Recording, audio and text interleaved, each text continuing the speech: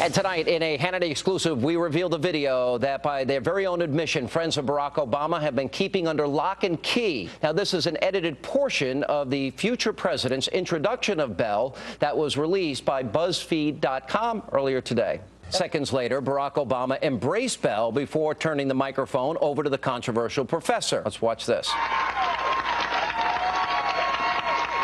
Now, that hug and the president's association with a radical professor like Bell is no doubt going to become a hot topic in coming days. What was he attempting to hide from voters? Gentlemen, welcome to Hannity.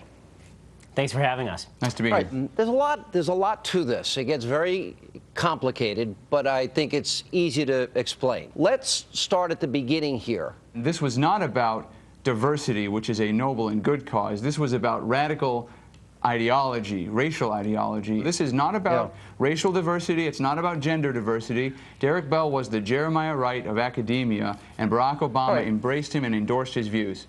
Barack Obama seems to always gravitate towards the most radical people.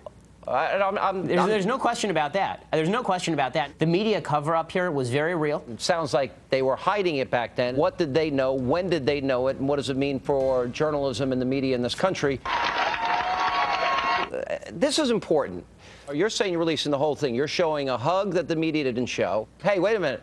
We didn't want you to see this. Ha ha, I don't care if you get it now. It's a slice and dice 6 ways to Sunday operation. PBS played the clips of him hugging Bell, but they blacked out the audio. Now BuzzFeed this morning released the audio, but then it was clipped at the end. So you actually didn't have the audio and the hug in the same clip, which just goes to show how the lengths that they will go, even when they're releasing a story about President Obama that makes him look bad, the lengths that the media will go in order to prevent the whole kind of imagistic truth. And images are so much more powerful than words. When you see him hugging Derek Bell and you hear the words, that's when you get the full story, not when you get half and not when you get the other half. So the media is releasing only selective portions of this, including BuzzFeed. They don't show the hug. They don't show Ogletree. They don't give the context of who Professor Derek Bell is here. Now, all of a sudden, BuzzFeed releases it. Breitbart says it's coming out. You guys announce it's going to come out on the show today. All of a sudden, now everyone's starting to show it, but only selective portions. Well, there's a well-known history of associations between Barack Obama and radical figures. So this wouldn't be a smoking gun. I think the one smoking gun here, the only smoking gun here, there are two smoking guns, actually. I guess when you put it together, we've got Acorn, we've got Alinsky, we've got Community Organization, we got Ayers, we've got Dorn, we've got Wright, we've got Flager, and we've got very few questions. And on top of that, we also have very little information. Oh, yeah. We've got plenty more, and there will be a lot of it released next week.